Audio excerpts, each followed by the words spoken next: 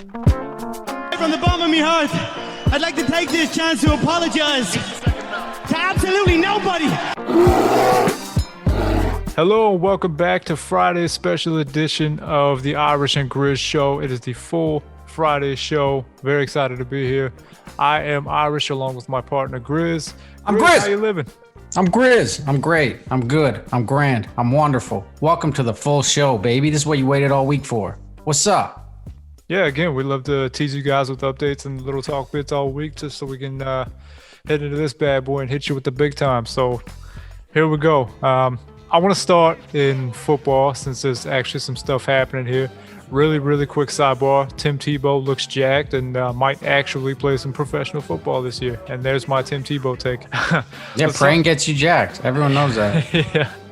He's doing God's work out there. We are full-fledged supporters of Mans of Christ on this network. With that said, let's talk about Julio Jones and Aaron Rodgers, two superstar players that look like they'll be wearing a new uniform sooner rather than later. And it gets me thinking about guys who have spent the majority or their entire career with one team, and whether where do you stand as far as a player committing to dealing with some not so great years just to say they finished their career on one team like Kobe Bryant did? Or do you lean more on the side of Brady where it's like eventually I could get a better opportunity elsewhere, and as weird as it may be to be on another team, do you feel like it takes away from their legacy at all? It depends how you do it. I think Aaron Rodgers and Julio Jones have given their giving organizations enough time and effort and heart to try to win as much as possible. And now it's at a point where they just don't see that happening, or they don't mesh, or they don't have the same vision anymore. And I think they're allowed to leave. I think these guys are both credible. They're both amazing athletes. Let them leave. They're allowed to leave. I don't think it destroys their legacy at all. The way Kevin Durant would do it or did it definitely tarnishes your legacy. I don't support that when you're in the Western Conference Finals and then join the team that beat you. That's weird. Tom Brady's case, he's the GOAT. It'd be like Jordan leaving for another team. I think it's okay. He's done more than anyone else in a Patriots uniform could ever do. So he's allowed to leave. And I don't think his career is going to be much longer. I think it's completely situational dependency here. It really depends on the situation. And everyone I just mentioned, except for Kevin Durant, has a good reason to leave. And they're not being unreasonable. Put in so many years and hours and time into what they've done already. I don't think it's a problem in this situation. It can be. Brady's can be, but if him and Bill are on different pages, or Bill's going senile and Brady can't deal with it anymore, then you got to move on. Yeah, you got to leave. You got to do something. Yeah, okay. I completely agree that it's a case-by-case basis, and it's all about how you do it. Kevin Durant is probably the most notorious example, but yeah, in Brady's case, I mean, he went and won another ring immediately. So he made the right decision. Right. He wants to win. That's his goal. He did it. So you can't knock that. Yeah, and I guess once it really does depend on what the player has brought back to the previous team, right? If they've done enough, then it's what are you gonna do? You can't blame a guy for wanting to go to a different situation or go home or whatever it is. Brady didn't go home, but bring up Kawhi more often than I should, but look at that. He came, won a championship, and then wanted to go play at home. You can't really blame a guy for that, right? And it's all about what different players want. With Aaron Rodgers, it's as ugly as the situation has been in the media, everybody kind of knows. So when you look back at it, some people might say, it hurts his legacy a little bit. Oh, he's ring chasing elsewhere. But he won a ring in Green Bay. He's done everything he could with teams that probably didn't belong in conference championship games and brought them there. And I mean, he's one of the greatest quarterbacks of all time. So if he just sees a situation closer to his home that he feels like he could also win at, or could be the missing piece, it's very similar to the Brady move. It's just it's been put more on the media spotlight because there's been more public conversation about it. There's been more comments made by Rodgers and made by the other side, right? So I don't think that hurts him at all. And it doesn't hurt him at all. I think it's sour Green Bay fans and the media spinning it to whatever way they want. It's not like he lost in the Super Bowl last year by a touchdown and now he's leaving. They're not producing. I don't think anyone's against that. Like, they're not producing. He's not happy. I just don't think they have the same vision anymore. And he looked happy. He looked happy this week. He looks a little hippie-ish. He's hanging out with Myles Teller, the actor who played Vinny Pazienza in that movie. He looks like he's having fun, and I think that's a good thing to have in the offseason when you're going through this much stress and pressure and drama. Okay, so clearly the answer here is if Kevin Durant in 2016 had just hung out with Myles Teller in Hawaii for a week or so, maybe he would have went back to Oklahoma City, or maybe he would have went to Boston or something instead, and things wouldn't have been so messy. Is that what you're trying to tell me? Yeah. Have you seen Myles Teller's range, dude? This guy can act, and he is going to put the best in you. He's going to instill his beliefs in you, and you're going to be a better player for it. I 100% believe that. I think 2016, he hangs out with Mytel for a summer, comes back, wins the chip. That would be Durant. That could have been Durant. Okay. But he's not friends with Mytel, so no problem. It's no problem. Kevin Durant not being friends. You heard it first here, people. Kevin Durant not being good friends with Myles Teller is the only stain on his legacy. That's it. That's it. That's the only reason. Okay, let's transition. You want to talk a little hockey? I love hockey. Let's start. I want to start with something small that maybe people have read about or noticed going on with the Florida Panthers. The Florida Panthers end the season in traditional Floridian fashion and say there were a lot of positives. Getting first round bounced is not a positive. I don't know, Irish. What do you think? Are they being optimistic here, or are they being delusional? They're being, I don't know if delusional is fair, but I would err on the side of being too enthusiastic. They're one of the top teams in the conference and look like a contender. They made pieces to suggest that they were a contender. They have everything you could possibly ask for a contending team, and there are worse teams on paper going on deeper runs in the playoffs in these past couple of years. So a first round exit, to be fair, Tampa Bay is the defending champs. They're a really good team. You ran into a tough matchup, but if you're looking to contend, you like to think you're going to be able to take on anybody anyway, right? Like you're not going to go the Clippers route and duck matchups and get whoever you want and then pay for it at the end. No, Florida had a disappointing playoffs. Barely, just a little bit. My issue is, if you want to be a contender, you can't be this content and happy with getting first round bounced. You gotta be angry. You gotta be pissed off. You gotta be like, we got a lot of work to do. These guys are celebrating. It looks like they're gonna have a Croc sponsored parade in Florida because of this first round bounce. Like, do they want participation ribbons at this point? Like, you should see what these players and the organization are saying. They are so happy to lose. I don't understand it. I've never seen it. This soapbox continued with a few players stating, like, these are the type of games you lace up your skates for when you're 3 or 4 and dream about. Dog, it's the first round of the playoffs. Like, that should be a given almost. How terrible has their career been? I don't think they're ready to win. I think they're delusional. They're clearly not ready to win. They blew it in the first round. And again, the caveat here is Tampa Bay is really good. That's not to dismiss anything about the Lightning. They're an awesome team, and they're still the champions until somebody knocks them off. That said, Florida was still disappointing. You can't be happy about losing to the other Florida team. Yeah, that's what I'm saying. There's just not a lot of positive you can take out of that. There's a lot that you can learn from it and a lot that you can build on, but there's not a lot of real positive notes that you can take from a first round exit. That's just fact. Unless you're the New York Knicks. But even then, they're against Atlanta. They should beat Atlanta, but we'll get more into that later. I get it. They ran into a monster being the defending champs, but you can't be content if you want to contend. All right? You can't be content if you want to contend. You just can't. They're too content with this first round bounce. I don't like it. I don't think they'll do well next year because of it. I think they have a lot more work than they think. Let's jump the gun a little bit and speculate a little bit on the Leafs and Jets upcoming second round series. The Leafs haven't even won yet. No, but let's assume they did. Let's just assume they did. I feel like they're going to take care of business. I do. Let's say we get that matchup.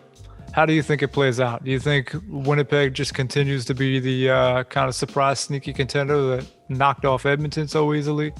Or again, are the Leafs for real? Do they beat Winnipeg? What do you think? I think that's a deep series, 6 or 7. You don't want to pick a winner, do you? I can't. I actually cannot pick a winner right now. I think it's going to be a very, very even series. I might be wrong, but I think it's going to be very even, especially how they handled the Oilers. Yeah. It's gonna come down to detail stuff. For one, if Connor Hellebuck is as good between the pipes as he was all season in this playoff series, then that's a huge advantage for Winnipeg. But it's the Leafs power play has to shape up. I mean, they look pretty dirty early on. They're looking better these past 2-3 games. So if they're able to carry that in, then that adds to their high power offense, because their defense has improved more than anything. They have the firepower. It's just a matter of beating the Winnipeg Jets defense, which I think was better last year. So I don't know if it's a weak spot, but it's something you can take advantage of a little bit with such a high powered offense in Toronto. With the goalies in play, I think Winnipeg has the advantage on the defensive end for sure. But obviously the Leafs have, even without John Tavares, who was seen skating for the first time today, even without him, I think they have an advantage offensively. So I think it's going to be an offense-defense matchup. And, Kevin Garnett said it best. Defense wins championships. I'm going Winnipeg in 6, Irish. I would typically lean defense, but I think I'm going cautious optimism, and I'm saying Leafs in 7. I would agree with you. I may change my mind between now and this is just early speculation. If John Tavares was healthy and playing, I might edge the Leafs in 7. I would agree with you, but without him, I think they're still going to have problems adjusting with a better team. I think the Jets are going to sneak it out. All right, well. Moving on to Ron McLean drama. I know we spoke about it briefly during the week. An attempted cancel on the beloved Ron McLean happened this week. There's been a lot of attempted cancels.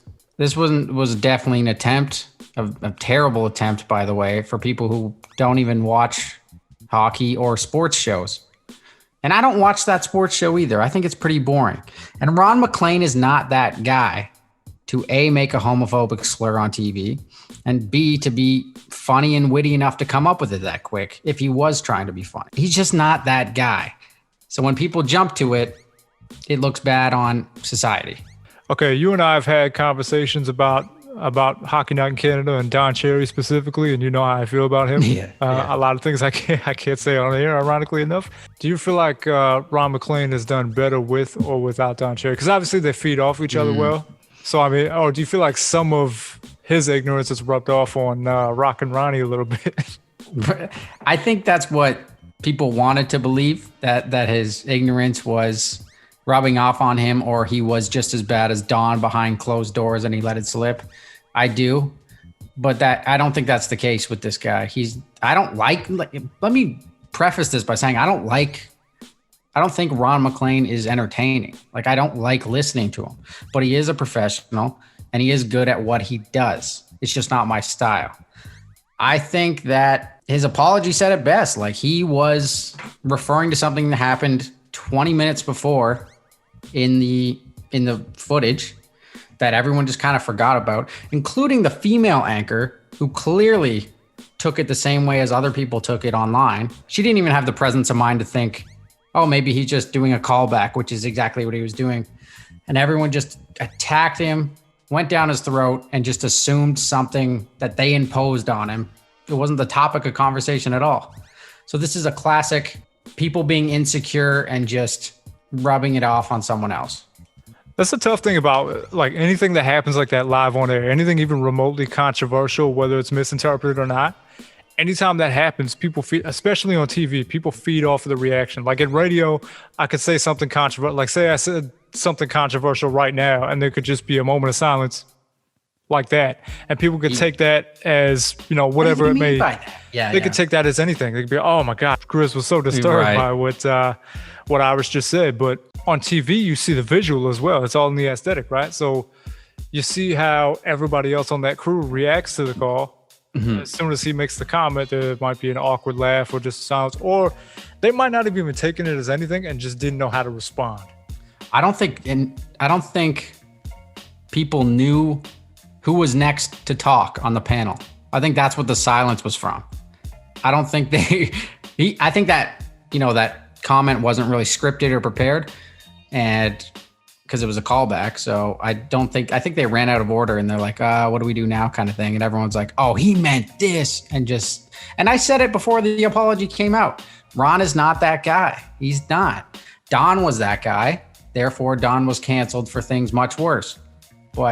And that were actual, like, the difference is when Don had the moment to apologize, he doubled down, right? He doubled down, refused to apologize, and everyone's like, okay, this guy is not right for TV. Ron almost like said like, no, like you guys are taking it the wrong way. Look at this. This is what I meant. Handled it way better professionally. Didn't blame anyone for taking it the way they did. It just wasn't his intention, and still apologized, even though I don't think he even really needed to. I think he should have just said, this is what I meant. However you guys took it, that's how you took it. Yeah, I think we've both made it pretty clear where we stand on it. It just seemed like a misunderstanding more than anything, a misquote, a bad look more than an actual bad opinion. You know, I don't think he meant anything by it. I think he made that pretty clear. But yeah, I like the fact that he clarified. It's a thin line, right? It's being able to clarify something and explain it without being too defensive or attacking the people that feel some type of way about what you said. And then there's going all the way the other way and just not saying anything about it, or apologizing the wrong way, making yourself look guilty without actually explaining yourself. Because then it takes the misunderstanding and just runs it tenfold, right? So you just got to be able to walk that line. If you're guilty or lying, you're going to meet the accusation with intensity and anger, and you're going to blame everyone else. That's what you do when you lie or you're guilty about something. If you're being honest, which I really believe Ron was, he was like very like submissive and be like, no, like guys, like that's not how I meant it. Explained it pretty thoroughly, and no one said a thing after that. Like no one wants him canceled anymore. Everyone should feel kind of dumb for taking it that way. Or maybe you got to look at yourself. There's not enough people seeing both sides of a situation and developing your own opinion based on that. It's too much groupthink. But let's transition to the hoop, man. Let's talk a little basketball. Early returns on the first round of the NBA playoffs look promising. There's been a lot of really good basketball. Just talking strictly basketball wise, this New York Knicks Hawks series has been incredibly entertaining. The only thing, so we knew with the return of the fans, it was going to be a really exciting, almost kind of an emotional thing, because it's, everybody's been dealing with this situation for the past year and change, and now we're finally get to the point where we can have more than half capacity crowds or whatever. And those Knicks games are absolutely electric. It feels like you're watching the FIFA World Cup or something, right? Like it's incredible. Yeah. But for a multitude of reasons, not just because of the pandemic, but because it's the first time the Knicks have had playoff basketball in a few years and whatever. And they've always been behind their team. The problem is, I think with that, there comes some hostility. Trae Young got spit on by a Knicks fan, which is absolutely ridiculous. And then there was something with the 76ers fans, which Philly fans, again, have a bit of a reputation of their own. Let's start with the Trae thing. Yeah, right? Okay. One magic loogie definitely hit him in the arm. He did not know where it came from. I don't think he even knew it happened because of the intensity of the moment until the videos leaked yesterday. But before this game, the mayor of New York called out Trae Young for foul hunting. And foul hunting is where you're kind of baiting guys into fouling you, and you kind of jump into them and put the shot up, even though you didn't really intend to put the shot up in the first place. So the mayor's on Trae Young's head. You got all the fans obviously against them because they want the Knicks to win. And then Trae Young responds by just being an unbelievable player. And he's embracing the villain role in New York right now. And I think he's doing that well. And he's playing his game. He's doing that well, but the fans cannot incorporate themselves into this rivalry.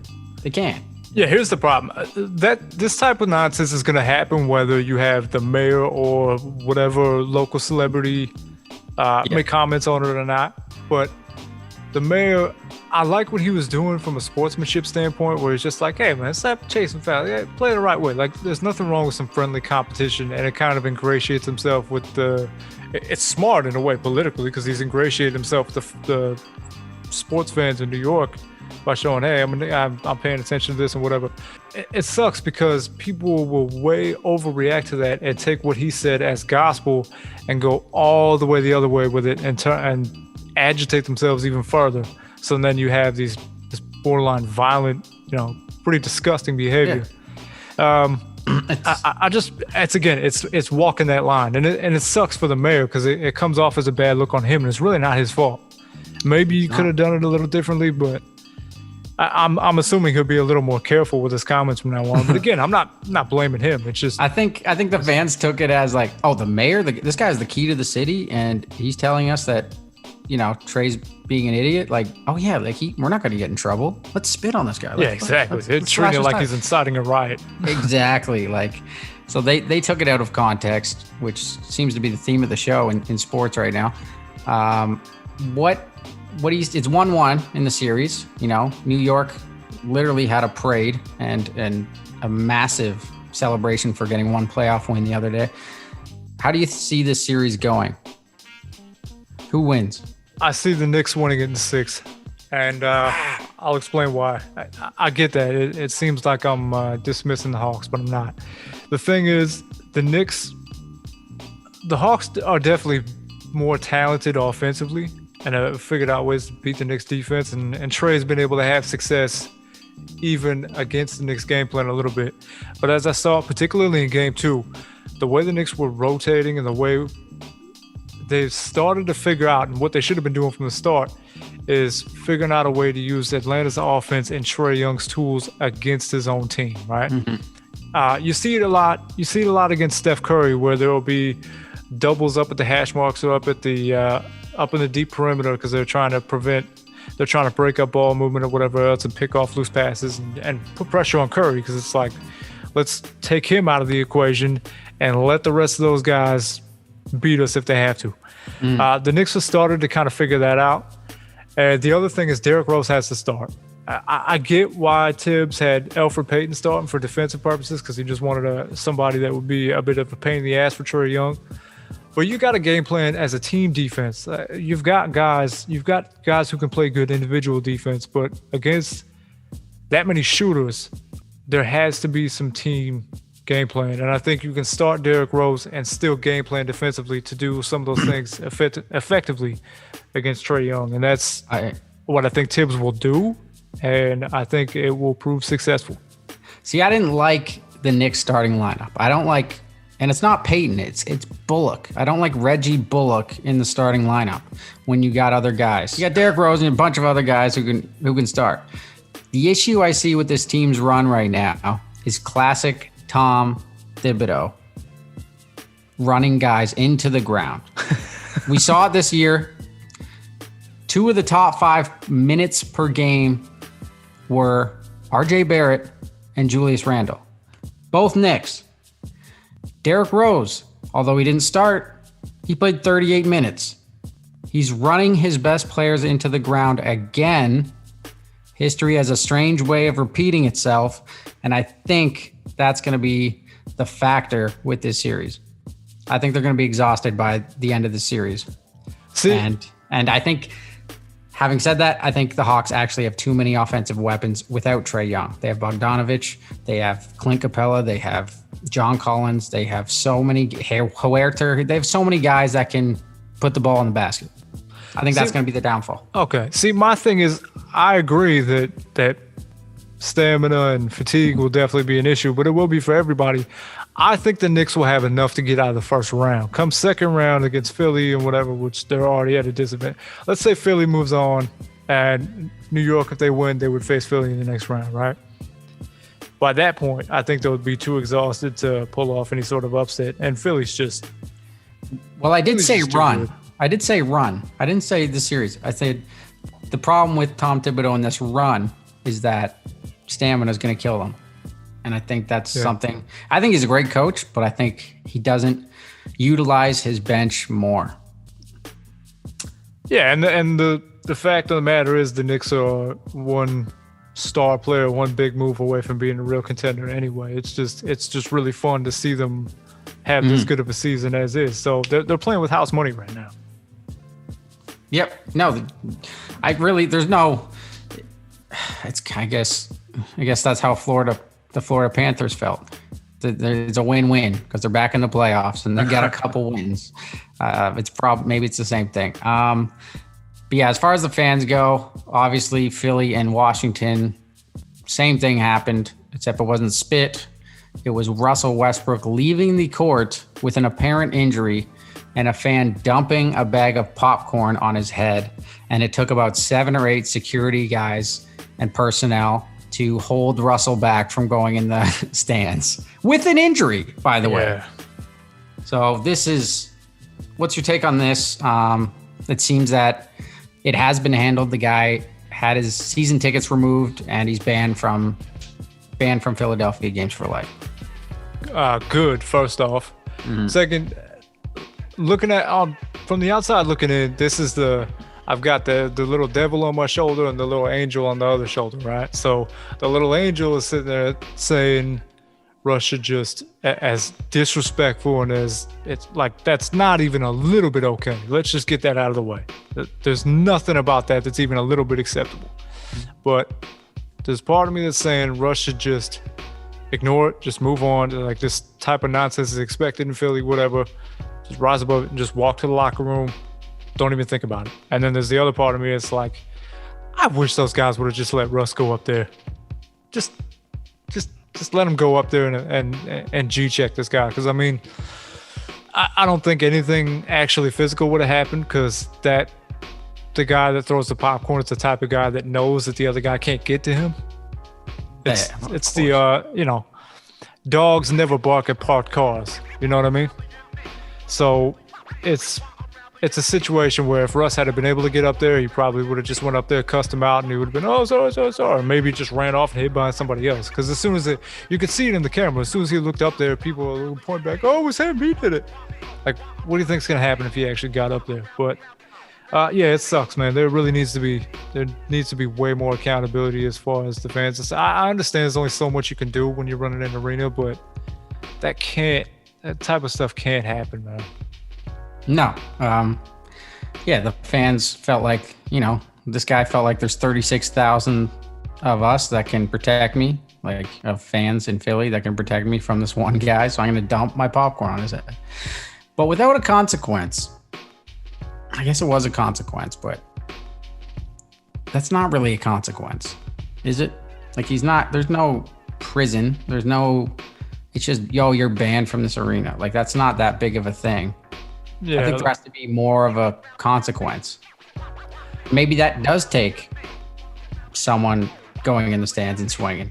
I mean, again, it's the two different perspectives, right? The part of me is saying, yeah, he should have got cracked in the head for that, but that's violence isn't the answer, right? So and it doesn't do anything for Russ. He's just gonna end up getting fined and suspended and all this, and he's the only one that has to take any kind of hit for it. So it's just unfortunate, man. It's kind of like if you see like a bar fight and they want to egg on like a rich guy because once he hits him, he can sue him. It's kind of like that. That's kind of how I see it, is like, this guy's got something to lose. I don't. So I'm just going to do this and then wait for his reaction and then profit from it. Yeah, I think that's the plan most of the time. Or they're just like drunk, and that's not even an excuse though. I don't know. It's got to stop in sports. It's not the way to do it. Chirp all you want, say whatever you want within reason. But don't get involved physically with spitting or throwing stuff. That ain't it. Yeah, they call that move the old gated community rope and dope. Gated community rope and dope. The old suburb two-step. Before we get out of NBA talk, let's gloss over this Lakers Suns series. Ooh, it's looking like a competitive one. It's looking to deliver on early speculations. It seems to be as advertised. What's going to happen? As long as Chris Paul stays healthy. Now, Grizz is a massive Lakers fan. This is my life. But I do love this Phoenix team. I'm mad we got matched up with them because I wanted to see this matchup later down the line. As long as Chris Paul can be healthy, which nobody really knows right now, I think it'll be a 6 or 7 game series for sure. But if he's sitting, I think the Lakers are going to 4-2 this series. Well, we saw what happens when he sits because he had that little pulled trap or shoulder injury, whatever you want to call it. And when he sat out for a bit, and then he didn't finish game 2, like he wasn't there for the final minutes of game 2, and it was Devin Booker or die. That's it. They kept what we've seen every time. It was Booker running the floor, and Chris Paul was on the bench or in the locker room, whatever, wasn't on the floor. It was this little mid pick and roll to this little elbow jumper. And I mean, he was knocking it down, but I saw that play probably 80% of the time. Well, that's the old Phoenix Suns offense without Chris Paul. Right. That's what they got to rely on right now. They don't have another option. Yeah. Everybody else got to knock down shots. Again, DeAndre Ayton was kind of the key guy that I was a little bit worried about. Like, you know what you're going to get from Bridges and Jay Crowder and the rest of the role players, but Ayton, it was going to be either heads or tails, right? It was either he was going to show up and deliver on that number 1 pick and the promise that everybody was expecting him to be. And so far, it looks like he has. He's defended Anthony Davis well. He's provided secondary offense well with between Booker and Chris Paul. And I mean, he's doing everything he's supposed to be doing right now. It's just a matter of consistency. And again, it's his first playoff series, so it's that much more credit to him that he's been consistent so far. But he's got to be on point too. He really does, and he's got to take advantage of the matchup with a banged up Anthony Davis, because even though he's still playing pretty well, there's an obvious weak spot there. He had 1 big game. The rest of the time, he has not been playing well. He just stepped up for game 2. So that's something obviously we got to keep an eye on. That's a factor too. Without Chris Paul and a healthy AD, who knows where this could go. I'm conflicted with this matchup because obviously I love the Lakers, want them to win fast so they are healthy and have more time to rest. But at the same time, I love this matchup and would love to see it go to the distance to a 7-game series where there's 1 big game to decide it. I would. It's entertaining. It'd be amazing, but I don't know. It depends on injuries. Definitely depends on injuries and the future of this Lakers team. So I think it's going to be a good series regardless, but maybe it could have been better if everyone was healthy. Let's gloss over quickly before we leave to this Team Canada 21-man training camp roster. We got some familiar names here. We got Nickeil Alexander-Walker, RJ Barrett, Anthony Bennett, O'Shea Brissett, Dylan Brooks, Lou Gantz-Dort, Corey Joseph, Kelly Olynyk, Tristan Thompson, Andrew Wiggins, and much, much more.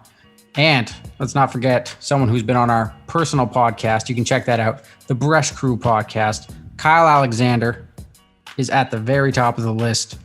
What do you think of this team? First off, huge shout out to Kyle.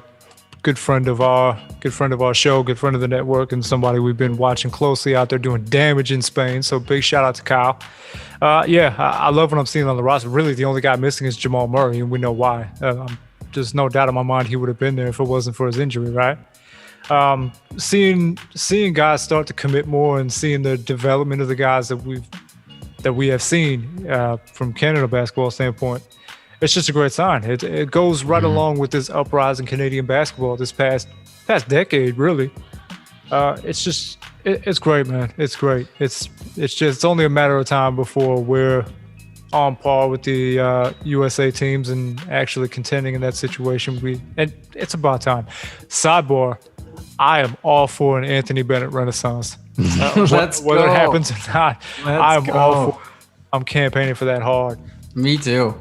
That would be something to see. That's like his way back into the league is just dominating in this, like Charles Barkley did back in the day in this Euro Cup. One name left off, Shai Gilgeous-Alexander. Oh, I thought you said his name. Oh no, okay. That's Jamal obviously would have played, yes, but Shai, don't know why. Now has he just not made a decision yet? Like, is he not announced whether he's committed or not, or has he already said he's not playing? This is the official 21-man roster. I know they're going to have to cut this down again, but no, he's not undecided. He's not anything. He's just not. He said no. Okay, well, there's really only one appropriate response to that. Come on, Shay. Come on, Shay. Come on, Shay.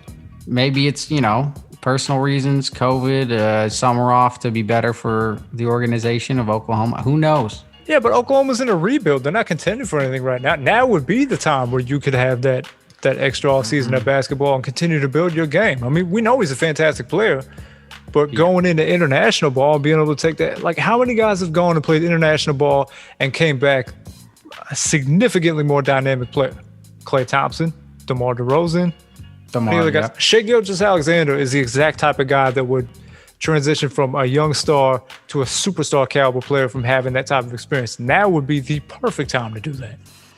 I don't have your answers. I don't have the answers you seek, Irish. Come on, But I Shai. am excited for the future of this country's team. I used to know like maybe 3 people on the roster. Now it's 80% of it. That's a good sign. And I think we can compete with any country within the next decade and hopefully bring home a W. Yeah, you know what? Canadian bias, of course, but just going off the teams we have on paper and the way things have gone with Team USA, where it seems like the star power of the rosters have dwindled a little bit. Not that I want to depend on that, but I think if we go in with a team like that and everybody's on point, everybody's beatable. And I really believe that. I do. Absolutely. All right, man. Anything else before we get out of here? What are you thinking? What's on your mind? You can't be content if you want to be a contender. That's all, folks. That's the show. That's the Friday breakdown. That is the full epi. Tune in every Friday at noon or every weekday at noon for a little snippet of our sports knowledge and bickering. On behalf of my co-host Irish, I'm Grizz, and you're listening to Star 97 FM.